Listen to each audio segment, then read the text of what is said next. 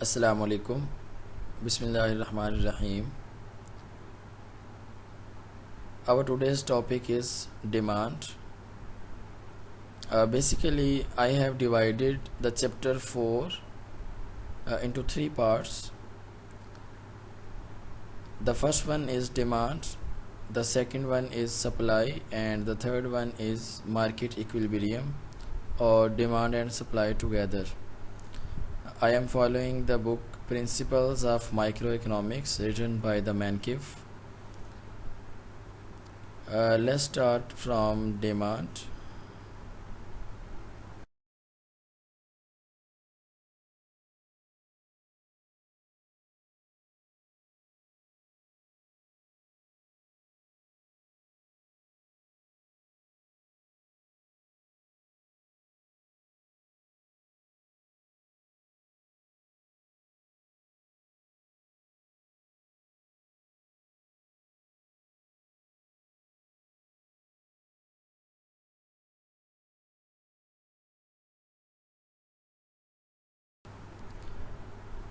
The topic demand covers the following main points. The first one is basically demand is a very simple and a famous topic of demand function. The third one is law of demand, mostly discussed. The fourth one is demand schedule and demand economics. The first question, the fifth one is arise why demand curve about the economics is demand and supply. The sixth one is let's start. What are the main factors from the main concept the demand and the definition of demand, and the last one is basically जब हम demand की बात करते हैं तो हम इसको mix कर रहे होते हैं नीड्स اور विशेस के साथ. تو جو ہماری ڈیزائر اور نیڈ ہے وہ ڈیمانڈ سے ڈیفرنٹ ہے, کیونکہ ہماری جو نیڈ ہے یا ہماری جو ڈیزائر ہے اس کو جو ہے وہ فلفل کرنے کے لیے ہمیں آئیڈیا نہیں ہے کہ جب کب وہ ہماری جو ڈیزائر ہے وہ پوری ہوگی, اس کے لیے ہمیں کیا چاہیے.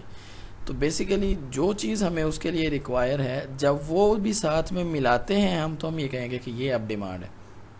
جیسے میں یہ سپوز وش کروں کہ میں نے اس سال جو ہے وہ نیو ایک گاڑی خریدنی ہے, تو کیا وہ ڈیمانڈ ہوگی؟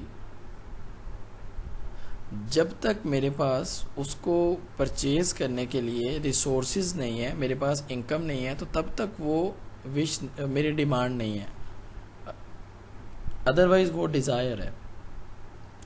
تو اس کا مطلب ہے کہ basically there are to main components. The first one is willingness to purchase, desire to purchase. The second one is ability to purchase.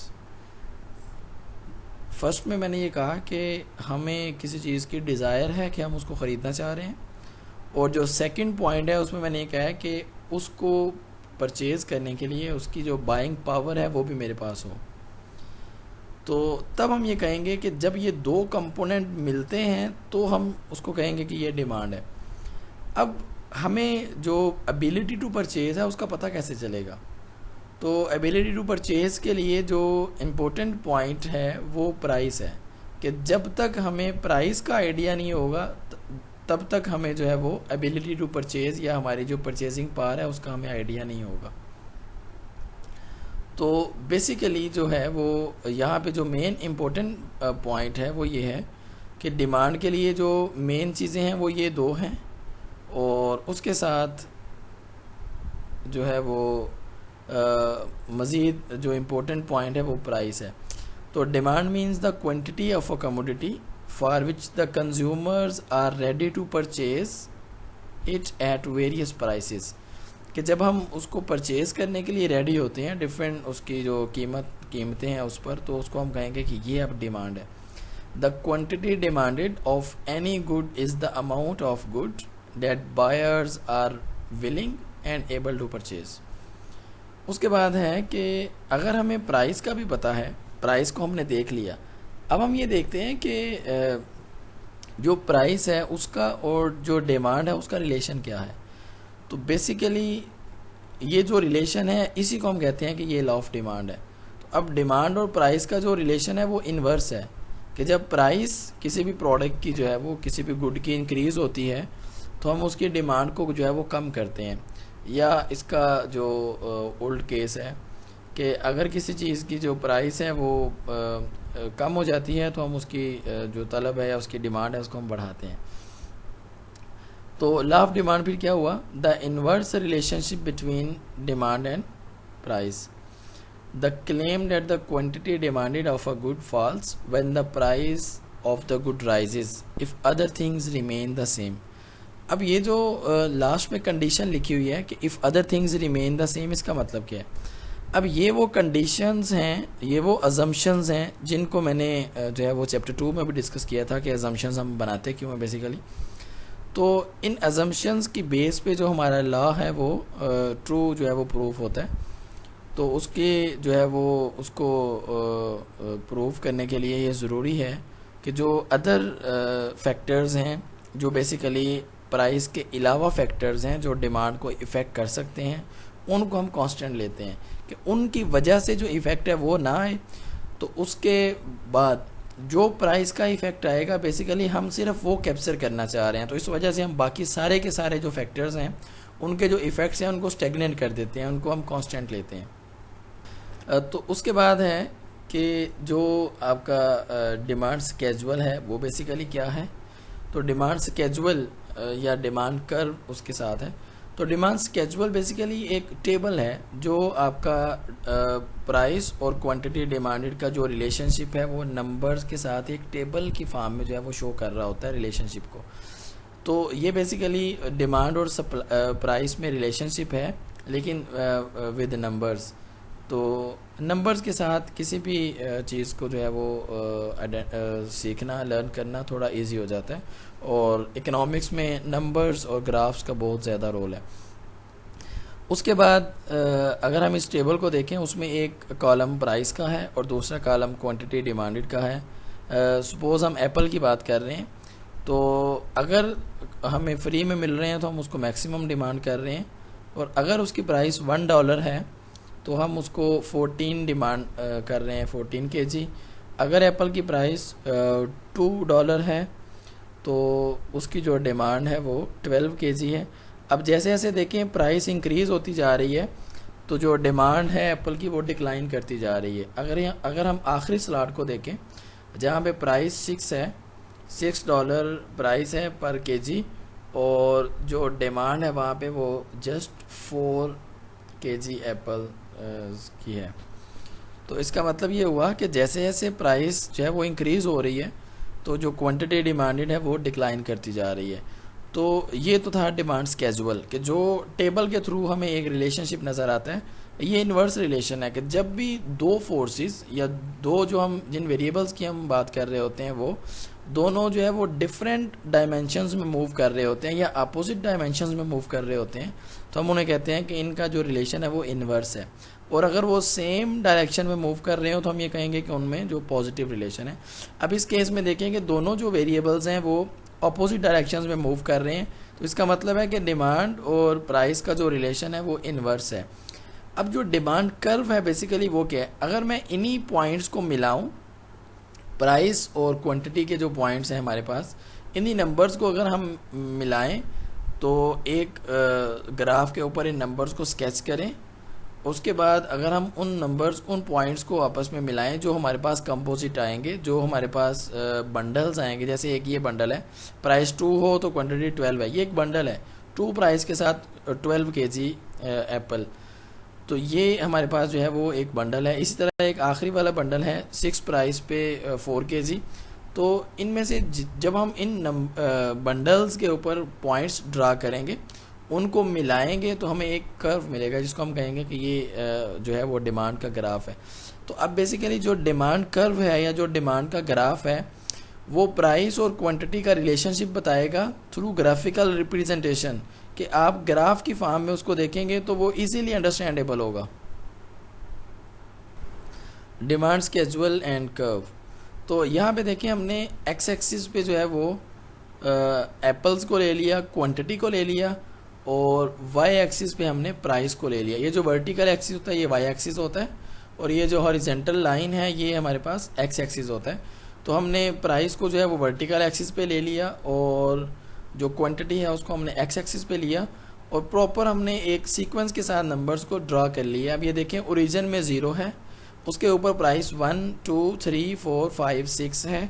इसी तरह अगर हम एक्स एक्सिस को देखें तो ओरिजिन 0 से शुरू हो रहा है, फिर उसके बाद 0 से 5 10 15 और हमने इस तरह से एक स्केजुअल जो है वो ड्रा कर लिया है, या एक हमने समझ लें कि स्केल सेट कर लिया है कि जो 0 से 5 तक है वो एक स्केल है, 5 से 10 तक एक है, और हमारा जो भी नंबर जहाँ भी आएगा हम उसको वहाँ पे ड्रा करने के बाद जो है वो एक पॉइंट ड्रा करेंगे जिनको हमने आपस में मिलाना है।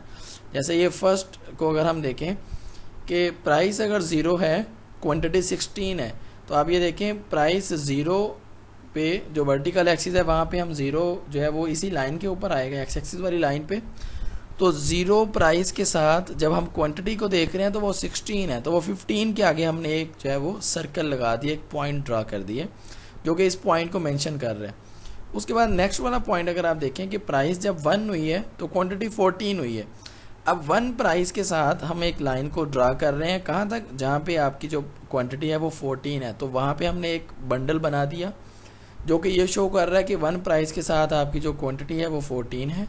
फिर हमने उसके बाद नेक्स्ट बंडल ड्रा किया 2 और 12 के साथ, फिर नेक्स्ट हमने ड्रा किया 3 और 10 के साथ, फिर नेक्स्ट हमने ड्रा किया 4 और 8 के साथ, नेक्स्ट हमने ड्रा किया 5 और 6 के साथ। अब नेक्स्ट हम ड्रा कर रहे हैं कि जब प्राइस 6 है और क्वांटिटी जो डिमांडेड है वो 4 है, जब हमने इसको ड्रा किया, अब इन सारे के सारे पॉइंट्स को अगर मैं ज्वाइन करूँगा, मिलाऊंगा, तो एक कर्व आएगा, एक लाइन हमारे पास ड्रा हो जाएगी जिसको हम कहते हैं कि डिमांड कर्व।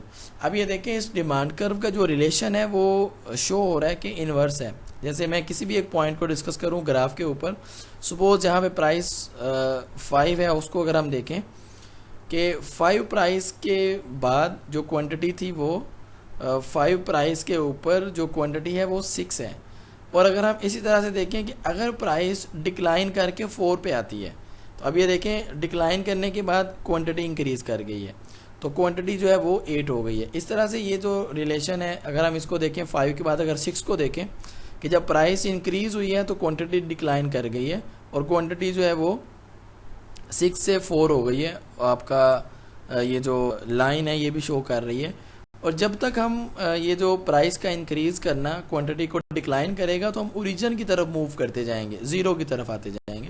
तो ये आपका जो रिलेशन है वो इन्वर्स शो करेगा। तो ये हमारे पास था डिमांड स्केजुअल और डिमांड कर्व।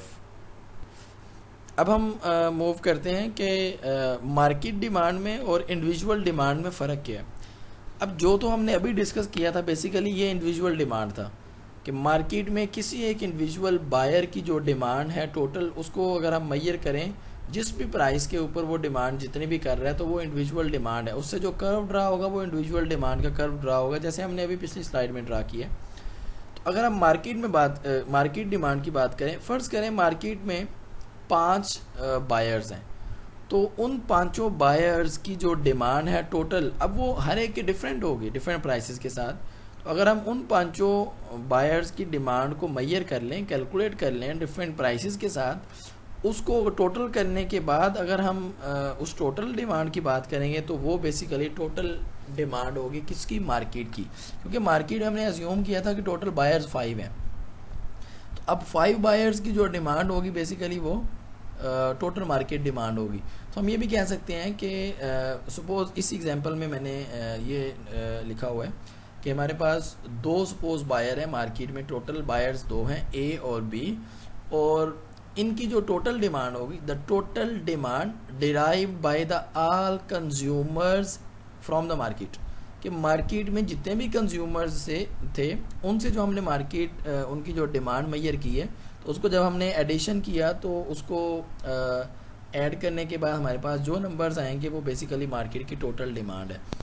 तो इंडिविजुअल डिमांड क्या हुई कि सिंगल जो बायर है उसकी जो मार्केट में डिमांड है वो, और टोटल जो मार्केट डिमांड है बेसिकली वो क्या है कि मार्केट में जितने भी बायर्स हैं उन सब की जो डिमांड है अगर हम उसको ऐड करें तो उससे जो मार्केट डिमांड आएगी वो होगी हमारे पास मार्केट डिमांड। अब ये देखिए हमारे पास प्राइस वही गिवन है 1 2 3 4 5 6 डॉलर्स, और उसके बाद जो A% की क्वांटिटी है वो भी गिवन है کہ وہ 1 پہ 14 یونٹس لینا چاہ رہا ہے، اور جو بی ہے اس کی کوانٹٹی بھی گیون ہے کہ وہ 1 پرائز کے ساتھ 7 یونٹس لینا چاہ رہا ہے۔ اب اگر میں سٹارٹ سے دیکھوں 16 اے کی ڈیمانڈ ہے 0 پرائز پہ، اور 8 ڈیمانڈ ہے بی کی 0 پرائز پہ۔ اب اگر ہم ان دونوں کو ایڈ کریں تو آئے گا 24۔ اب اگر نیکسٹ کی اگر ہم بات کریں کہ جب پرائز 1 ہے تو جو پرسن اے تھا اس کی ڈیمانڈ کم ہو کے 14 ہوئی، اور جو پرسن بی تھا اس کی ڈیمانڈ کم ہونے کے بعد 7 ہوئی۔ اب اگر میں 7 اور 14 کو ایڈ کروں گا تو یہ آئے گا 21۔ تو بیسیکلی مارکیٹ کی ڈیمانڈ جو ہے وہ 1 پرائز کے اوپر کتنی ہوئی؟ 21۔ تو یہ آگے جو ہے وہ مارکیٹ ڈیمانڈ کو ساتھ ساتھ جو ہے وہ ایڈ کیا ہوا ہے۔ اب اگر نیکسٹ پوائنٹ کو ہم دیکھیں تو ٹوٹل مارکیٹ ڈیمانڈ 18 ہے، نیکسٹ کو دیکھیں تو یہ 15، 12، 9، اور آخری کو اگر ہم نوٹ کریں کہ جب کیونکہ ہم نے یہ ڈیفائن کیا تھا کہ total market demand of all consumers at various prices, تو اب جب ڈفرینٹ پرائسز کے ساتھ ہم اس کو ٹوٹل کر رہے ہیں، میئر کر رہے ہیں، تو ہم نے یہ لاسٹ میں دیکھا 6 پرائز کے اوپر جو ڈیمانڈ اے کی ہے وہ 4 ہے، اور جو پرسن بی کی ہے وہ 2 ہے، تو ٹوٹل ہمارے پاس ہوگی 6۔ اب ہم نے ایک پرائز والا کالم لینا ہے اور ایک مارکیٹ ڈیمانڈ والا کالم لینا ہے ریڈ کلر میں جو ہے، تو ان دونوں سے ہم نے ایک ڈرا کرنا ہے کرو جو کہ یہ بتائے گا ہمیں مارکیٹ ڈیمانڈ کا بیسیکلی پاتھ کیا ہے، مارکیٹ ڈیمانڈ کا گراف کیا ہے۔ تو یہ ہم نے وہ ڈرا کر لیا ہے کہ ہمارے پاس اب ہم نے آخری والا جو کالم تھا ٹوٹل مارکیٹ کا اسی کو جو ہے وہ ہم نے میئر کیا یہاں پہ، اور اس کے اکارڈنگلی ہم نے یہ جو ہے وہ گراف ڈرا کر لیا۔ اس کے بعد ہے کہ ہمارے پاس جو ڈفرینٹ گوڈز ہیں وہ کون سی ہیں، تو اس میں جو سٹارٹ پہ ہے جو جس کو ہم جب ہم نارمل ڈیفینیشنز کی ہم بات کر رہے ہوتے ہیں یا ہم جنرل ڈیفینیشن کو ڈسکس کرتے ہیں یا جنرل ڈیمانڈ کی بات کرتے ہیں، تو بیسیکلی ہم نارمل گوڈز کی بات کر رہے ہوتے ہیں۔ تو نارمل گوڈز کیا ہیں کہ نارمل گوڈز بیسیکلی وہ گوڈز ہیں، اب اس کو ڈیفائن ہم پرائس سے نہیں کر رہے ہوتے، بیسیکلی ہم اس کو ڈیفائن کیسے کرتے ہیں کہ جب کسی بھی پرسن کی انکم انکریز ہوتی ہے، جب کسی بھی پرسن کی آمدنی میں اضافہ ہوتا ہے، تو آمدنی میں اضافہ ہونے کی وجہ سے وہ جن چیزوں کی ڈیمانڈ کو بڑھائے گا وہ نارمل گوڈز ہیں اس کے لیے۔ اب اس کا ریلیشن بیسیکلی پرائس سے کیوں نہیں ہے، تو یہ کیسے ہم اس کو ڈرائیو کرتے ہیں؟ ہوتا یہ ہے کہ جب کسی بھی پروڈکٹ کی پرائس کم ہوتی ہے نا، تو ہم اس کے زیادہ یونٹس اب پرچیز کر سکتے ہیں۔ اب اس کو ہم کہتے ہیں سادہ لفظوں میں کہ ہماری جو پرچیزنگ پاور ہے وہ انکریز ہو گئی ہے۔ جیسے ایک پروڈکٹ ہے جس کی پرائس ہے مارکیٹ میں $100 پر یونٹ، کہ اگر ایک جو یونٹ ہے اگر آپ وہ خریدیں کسی ایک کموڈٹی کا تو وہ آپ کو $100 میں ملے گا۔ اب آپ کی انکم بھی $100 ہے تو اب آپ ایک یونٹ اس کا پرچیز کر سکتے ہیں، لیکن اگر اس کی پرائس 50% کم ہو جائے، اگر وہ جو ہے وہ اس کی پرائس ہاف ہو جائے، اور اب آپ انہی انکم کے ساتھ انہی پیسوں کے ساتھ یا وہ جو بھی ٹوٹل آپ کے پاس ڈالرز ہیں ان کے ساتھ آپ ٹوٹل جو پرچیزنگ آپ کی ہے وہ آپ 2 یونٹس کر سکتے ہیں، یا اگر آپ اب یہ دیکھیں آپ کی پرچیزنگ پاور انکریز ہو گئی ہے، اب آپ ایک کی بجائے 2 یونٹ لے سکتے ہیں۔ اب یہ بھی ہو سکتا ہے کہ آپ 1 یونٹ خرید لیں اور جو باقی اماؤنٹ ہے وہ کہیں اور آپ شفٹ کر لیں کسی اور کموڈٹی پہ، لیکن اب ہم یہ کہتے ہیں کہ جب کسی بھی پروڈکٹ کی پرائس ڈکلائن کرے گی تو بیسیکلی جو کنزیومر ہے اس کی پرچیزنگ پاور انکریز ہو جاتی ہے، اس کی پرچیزنگ پاور جو ہے وہ بیسیکلی ریئل انکم ہے۔ تو پرائس کا ڈکلائن کرنا پرچیزنگ پاور کو انکریز کرتا ہے، اور پرچیزنگ پاور کا انکریز کرنا بیسیکلی آپ کی ریئل انکم کو انکریز کرتا ہے۔ اب اس ریئل انکم کا انکریز کرنا آپ کی ڈیمانڈ کو انکریز کرتا ہے، تو ہم اس کو ڈیفائن ایسے کرتے ہیں کہ جب کسی بھی پرسن کی کسی بھی کنزیومر کی آمدنی میں اضافہ ہوتا ہے تو وہ جن چیزوں کی ڈیمانڈ کو بڑھائے گا وہ اس کے لیے نارمل گوڈز ہیں۔ تو انکم کا انکریز کرنا کوانٹٹی ڈیمانڈڈ کو انکریز کرے تو یہ نارمل گوڈ کہلاتی ہے۔ اس کے بعد انفیریئر گوڈز یا ایسی چیزیں جن کی ویلیو کم ہے، جو گھٹیا چیزیں ہیں، یہ سمجھ لیں کہ اب یہ جو نارمل اور انفیریئر ہے یہ ہر پرسن کے لیے ڈیفرنٹ ہے۔ اب ہو سکتا ہے کسی ایک پرسن کے لیے جو چکن ہے وہ انفیریئر ہو، اس کے لیے مٹن جو ہے وہ نارمل گوڈ ہو، لیکن کسی کے لیے ہو سکتا ہے کہ جو چکن ہے وہ بھی نارمل گوڈ ہو، اور اس کے لیے جو اس سے نیچے وہ جو اس نے کیٹیگریز بنائی ہوئی ہیں دال ہے یا کچھ اور چیزیں ہیں تو وہ اس کے لیے انفیریئر ہو۔ اب یہ دیکھیں انفیریئر کے کیس میں ہوتا یہ ہے کہ سادہ لفظوں میں بھی اگر میں اس کو بتاؤں کہ انفیریئر گڈس کے کیس میں یہ ہوگا کہ جب آمدنی بڑھتی ہے تو کوئی بھی بائر یہ نہیں چاہ رہا ہوتا کہ اب وہ انفیریئر چیزوں کو خریدے، مطلب وہ گھٹیا چیزوں کو خریدے جن کی ویلیو کم ہے. جیسے میں ایک ایگزامپل دیتا ہوں. سپوز ایک پرسن ہے کہ وہ ایپل مارکیٹ سے خریدتا ہے، وہ والے جو اس شاپ والے نے آخری کیٹیگری میں رکھے ہوئے تھے، کیونکہ وہ بھی کیٹیگرائز اس نے کیا ہوتا ہے، کیٹیگری اے سب سے مہنگا، کیٹیگری بی اس سے سستا، سی اس سے سستا اور ڈی سب سے سستا. اب ہوتا یہ ہے کہ وہ جو آخری والی کیٹیگری ہے، اگر ایک پرسن وہ والے ایپل جو ہے وہ خریدتا ہے، اب اگر اس پرسن کی انکم انکریز ہو جاتی ہے تو کیا وہ پرسن اب دوبارہ وہی ایپل خریدے گا؟ یا اور ساتھ میں، کیونکہ ہم نے کہا تھا انکم کے بڑھنے کے ساتھ ہم اس کی کوانٹٹی کو اگر بڑھائیں تو نارمل گڈ ہے، تو کیا وہ پرسن انکم کے بڑھنے کی وجہ سے وہ جو ایپل لے کے جاتا تھا آخری والی کیٹیگری والے، تو کیا وہ ڈبل خریدنا شروع کرے گا یا بڑھائے گا؟ نہیں، وہ بلکہ اس کی جو مقدار ہے وہ کم کرے گا اور وہ کوشش کرے گا کہ وہ اس سے بہتر والی کیٹیگری پہ موو کر جائے. تو اس کا مطلب یہ ہوا کہ انفیریئر گڈ کے کیس میں a good for which an increase in income leads to a decrease in quantity ڈیمانڈڈ، income کا بڑھنا کوانٹٹی ڈیمانڈڈ کو کم کرے گا. تو یہ نارمل گڈ اور انفیریئر گڈ کا میں نے بتا دیا. اس کے بعد نیکسٹ ہے گفن گڈ. تو گفن گڈ کے کیس میں جو ڈیمانڈ کرو ہے وہ بیسیکلی کولیپس کر جاتا ہے. یہ نیگیٹیولی ڈیمانڈ کرو نہیں بنتا، پازیٹیو ڈیمانڈ کرو بنتا ہے. جو ہم نے ابھی ڈسکس کیا تھا پچھلی سلائیڈز میں وہ نیگیٹیولی سلوپ ڈیمانڈ کرو تھا، لیکن گفن کے کیس میں جو ڈیمانڈ کرو ہے وہ پازیٹیو ہوتا ہے، کیونکہ یہ ایسی گڈز ہیں جس کیس میں ہوتا یہ ہے، یا جن کیسز میں ایسے ہوتا ہے کہ پرائس بھی انکریز کر رہی ہوتی ہے اور ہم اس کی جو ڈیمانڈ ہے اس کو بھی انکریز کر رہے ہوتے ہیں.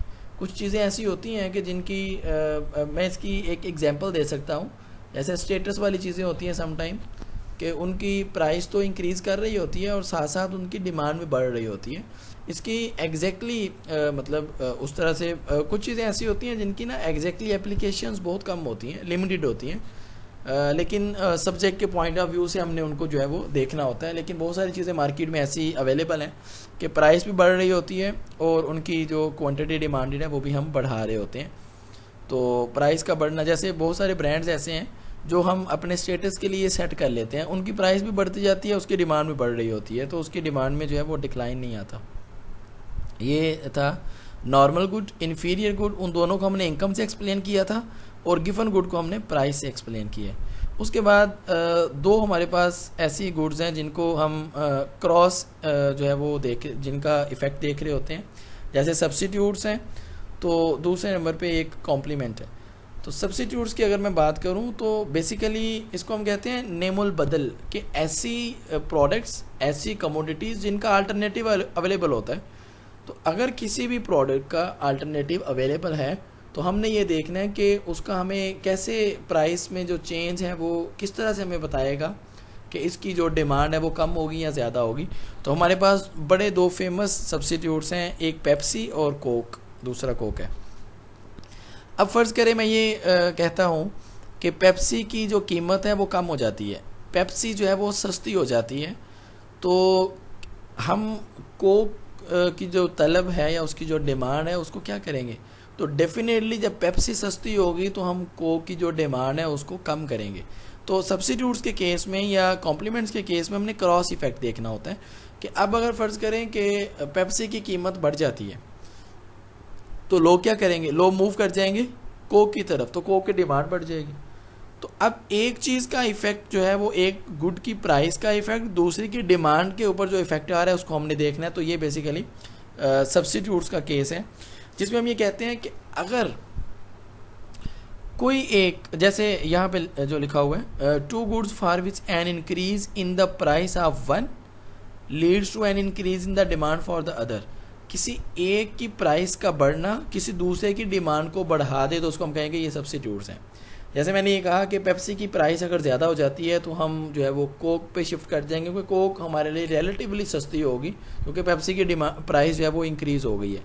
تو ایسی گڈس جن کیسز میں یہ ہو کہ اگر ایک گڈ کی پرائس کا بڑھنا آپ کو اس کے الٹرنیٹ جو ہے اس کے اوپر سوئچ کر دیں یا اس کے ڈیمانڈ کو بڑھا دیں تو ہم کہیں گے کہ یہ جو گڈز ہیں یہ سبسٹیٹیوٹس ہیں.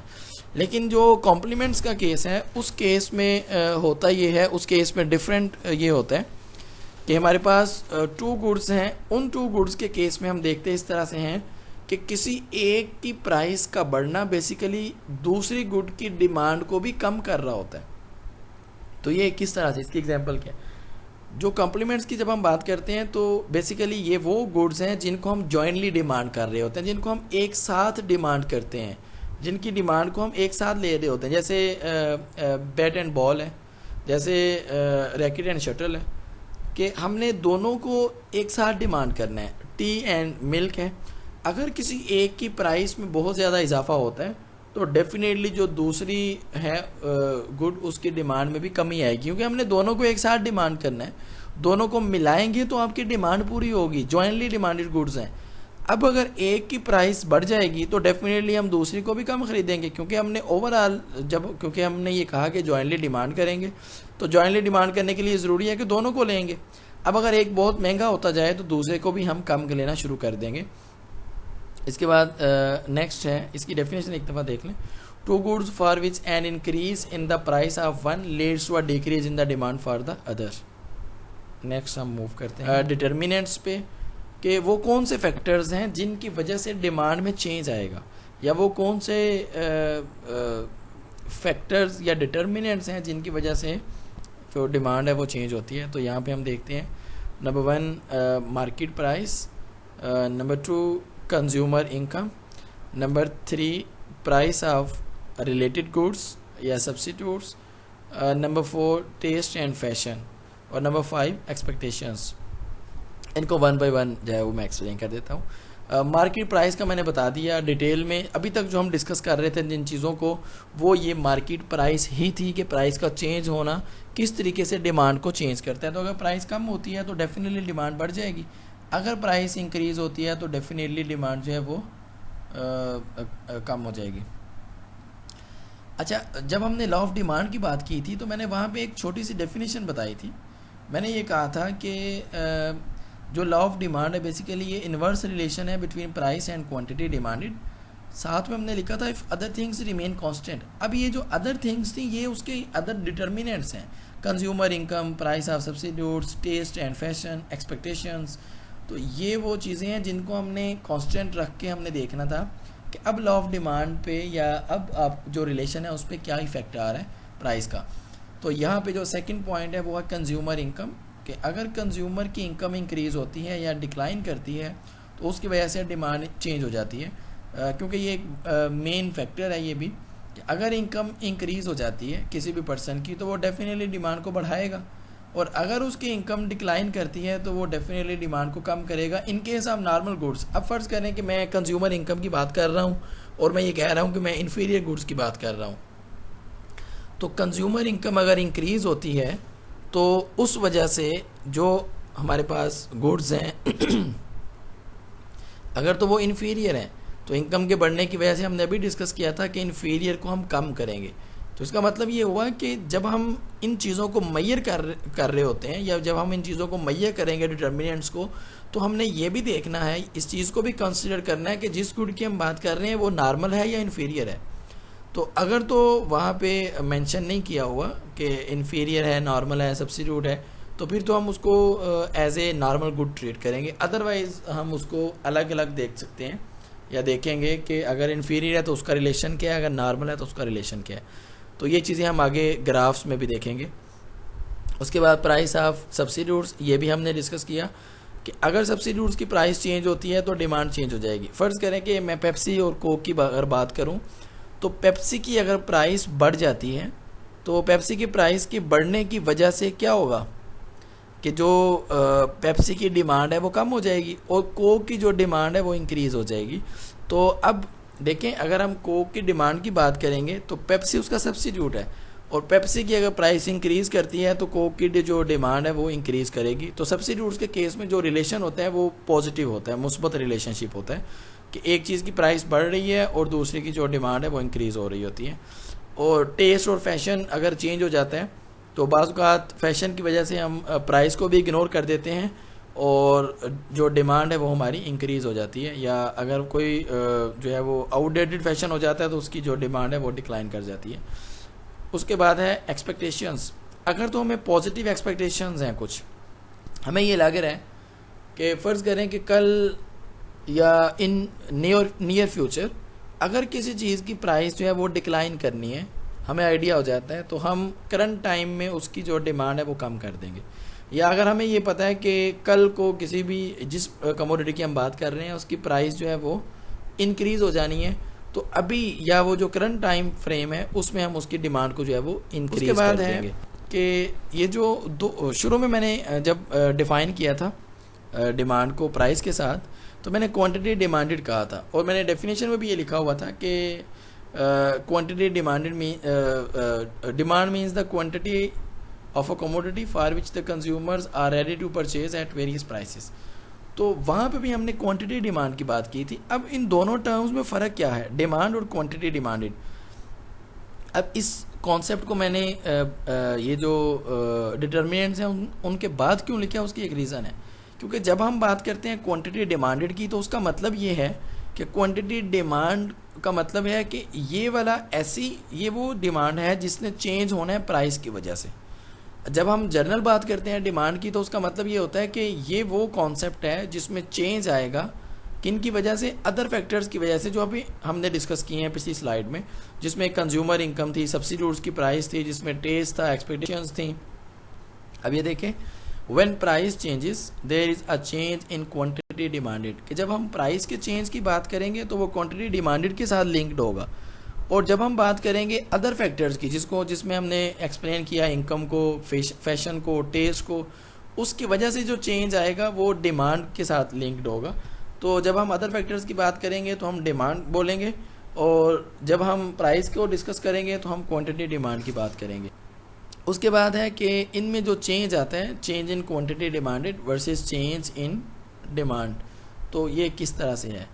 تو اب یہ سمپل جو چینج ہے کہ کس طریقے سے جو کوانٹٹی ڈیمانڈڈ ہے وہ چینج ہوگی یا کس طریقے سے ڈیمانڈ چینج ہوگی. اس کا مطلب ہے کہ جب کوانٹٹی ڈیمانڈڈ کی ہم نے بات کی تھی تو ہم نے کہا تھا اس کا لنک پرائس کے ساتھ ہے، اور جب ہم نے ڈیمانڈ کی بات کی تھی تو ہم نے کہا تھا اس کا لنک جو ہے وہ ادر فیکٹرز کے ساتھ ہے جو پرائس کے علاوہ ہیں.